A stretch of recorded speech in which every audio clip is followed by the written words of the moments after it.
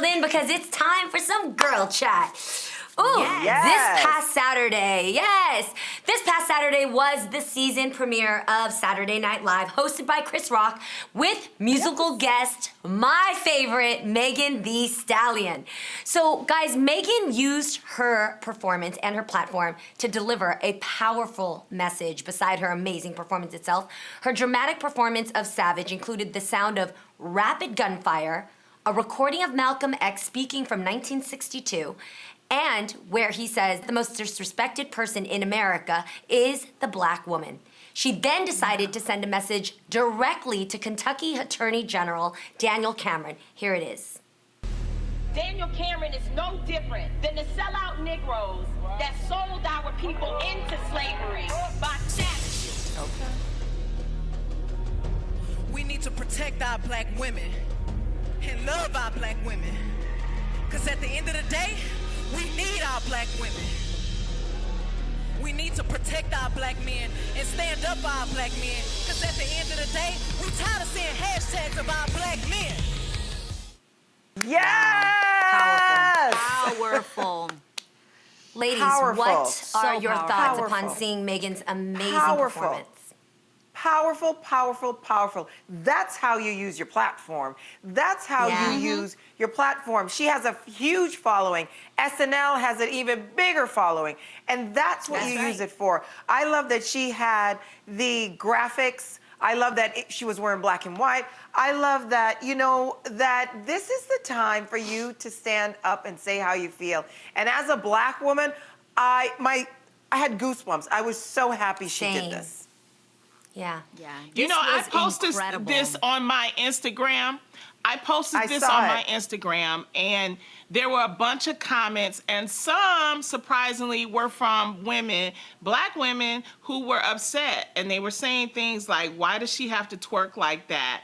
And it calls for a big conversation. That's who she is. I mean, how do you feel about that, ladies? Because some people really had questions about, well, you know. I feel like that's who she is, Lonnie. Like, she's always been that person. So I'm with Garcelle in the sense of, if she's gonna do that anyway, and that is genuinely who she is, her persona, her music, her vibe, I applaud her for still getting a powerful message out regardless of that. And I feel like, man, people are always gonna have something to say. Do you speak from your heart, and I think that's what she's doing. Let's remember that she chose this song, which the lyrics are classy, bougie, ratchet. It means you can be different dimensions of a woman. You can also be political. You can also be outspoken. You can also twerk. You can be different. You don't have to stop thinking that if you're a Christian, you have to be one type of woman and you can't dress a certain way or you can't listen to certain types of music. You can be all these things and stand there outside of a suit, in a bodysuit, in a unitard, and speak your mind like this and cause everybody to pay attention. Like, I don't understand why we have to be one thing or one message. It doesn't have to come across one way. But again, maybe you're the classy in the song. Right. I feel like let's stay focused on the message, because when you start diverting by, does she have to twerk? Does she have to, you're trying to get away from the message. The message is stop disrespecting black women. And just because she twerks, just because she owns her sexuality, doesn't mean that she can still be disrespected. So let's stay focused for a moment. I feel like there's so much noise to get away from what she's trying to say. But what I just want to, because I want to give another side, because there are a lot of women that were upset with her because of the fact that they feel like this is a portrayal of black women's sexuality. And why can't you also notice us just as, you know, upstanding women with our clothes on? So that's what the actual question is, you know, is that people were feeling upset. And that is totally fine, and I agree with that. Meg Thee Stallion is who Meg Thee Stallion is. You have Michelle Obama. We can give you countless. Kamala Harris. We can give you that. We can give you that. You gotta look to those people if that is what you want. We've got that all day long. That's fine. And remember this, I'm gonna share this story really quick. I remember one time I was walking down the street and there was a guy with like this blowhorn and he was like spewing out these Bible verses and telling everybody that they need to get saved and they need to come to Jesus. Or they're gonna go to hell. And for me, I walked by and I was like, oh, that didn't touch me. I'm a Christian, but that message didn't resonate with me. My friend called me later on that Sunday and said, yo, that guy just hit me, and it just made me realize I got to get back to church because I got some things to talk up with God. Wow. And it immediately hit me that God is going to use different people in their different vessels to send the message to the different people that needed it. The person who heard Meg the Stallion and felt her is not going to hear from Michelle Obama, may not understand what Tamika Mallory is saying, but needed it because they love Meg the Stallion's music and all of a sudden said, you know what, she's right. We need to respect the Black woman. So everybody serves their own purpose. Don't stand in the way of someone's message. And I get that, but Jeannie, this is what was funny to me. When I asked my white friends about it, they were like, I thought she had a powerful message. But when I asked some of my Black girlfriends, they were upset by it because, and I'm speaking not for all Black women, but when we have this national platform, I saw her using her platform, not her performance. And sometimes we are scrutinizing each other so hard, and I'm talking about Black women, Black females, that we're not allowing the Black female to be like every other female. So when we have to stop and take a step back and allow these women to be who they are. It's no different than J-Lo. It's no different than Shakira, Riri, Madonna has done it. Exactly. They've all done it. So I just want to say that to sisters out there that's like kind of, they feel embarrassed. They feel this embarrassment that she was twerking and all of this.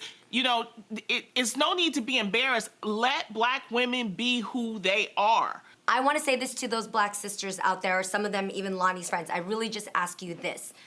At the end of the day, is the message necessary to hear that Black women need to be protected? Black men need to be protected. We need our Black women and men. So if that message is important, then realize that Meg the Stallion used a song that was the #1 song everybody of all race listened to the entire quarantine. That challenge saved us because everybody dances and knows that song. Everybody it's at bar was doing mitzvahs.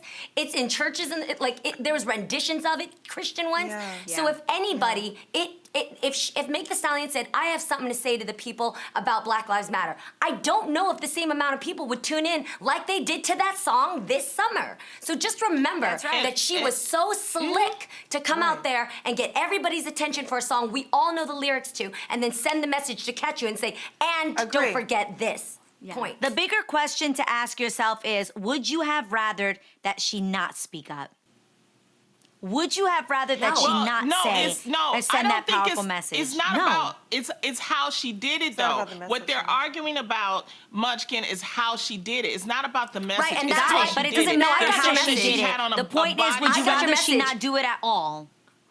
I got your message, and to Adrian and to those women, I'm saying this is the way the message got through the most. Because I promise you, if she decided to go out on a pulpit and stand in a business suit and say, I have a thing to say about Black Lives Matter, it's not going to be the same tune as she got us all hooked. But the thing is, we have to take people of who they are. That's who she is, and that's how she chose to do it. If I was doing it on SNL, I wouldn't be twerking because that's not who I am. But that doesn't mean the message is the message, and that's who she is, and we can't disrespect no matter what. A Black woman. That's the message. You cannot disrespect another Black woman because of who she is. I totally get that. I just want to make it clear that I appreciate what Megan did, but we have to give another side and how people feel, and that's what I was seeing on my IG, that women were questioning it. So it was just a great conversation. And Lonnie, I love that you do that. Megan. I love that you do that, Lonnie. Sometimes if we all agree, you do the opposing argument, and I think that's brilliant. Yeah, and Lonnie, that's why I wanted to make sure I was that. talking to those Black friends, those sisters out there that think that way. I was making sure to not like your opinion, Lonnie. You know what I mean? So I get you. Yes. Yeah. Exactly. Well, speaking of being disrespectful, you guys, people on Twitter are upset.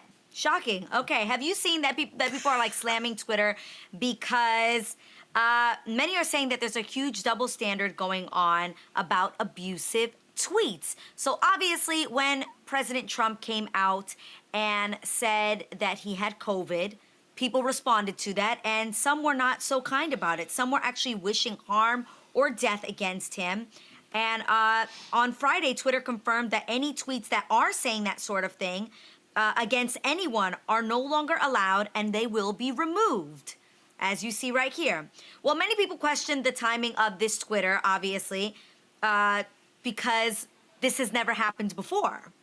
And it's now just because the president has COVID and people are saying these things about him that now they want to make this change. Filmmaker Ava DuVernay said, does this also go for Black and brown women who have long been and continue to be harassed and threatened with assault and death on this platform, or nah? So that was her question. And AOC, who along with other members of the squad have faced lots of threats recently, said, so you mean to tell us you could have done this the whole time? Like, y'all could have came out and stopped these hate tweets a long time. Like, wait a second, what? So, ladies, what do you think about Twitter taking these necessary measures now?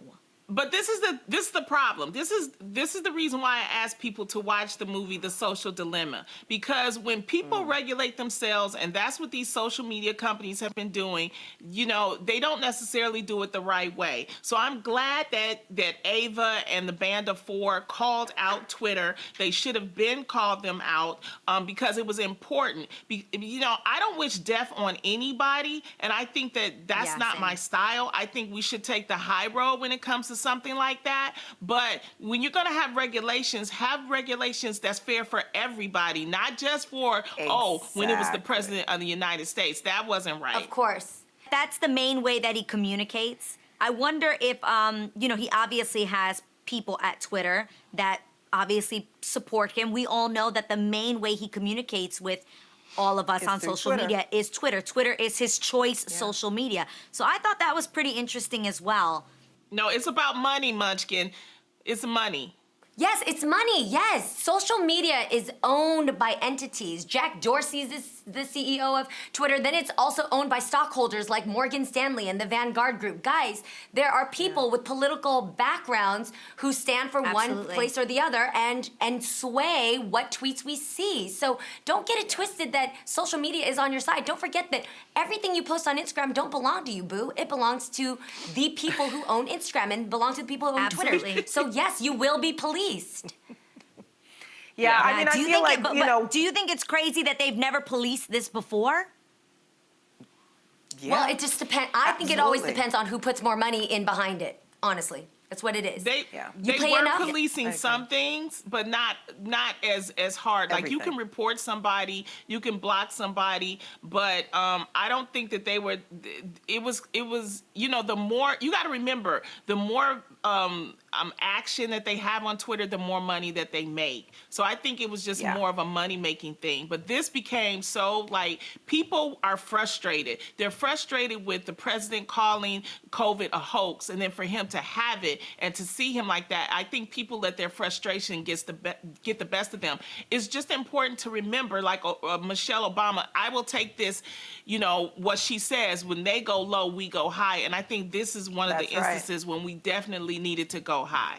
We don't want to see somebody die. Listen, we want to see him get healthy and lose the vote. That's what we want to see. Yeah, everybody knows I don't have a lot of love for Trump, and Trump doesn't have a lot of love for me or my people. So I had to really zip it when I heard that he got COVID. But at the same time, you have to respect the seat that he's in right now. You have to respect the fact that he's president. But America's supposed to be one for all and all for one. So therefore, it should be about all of us, right?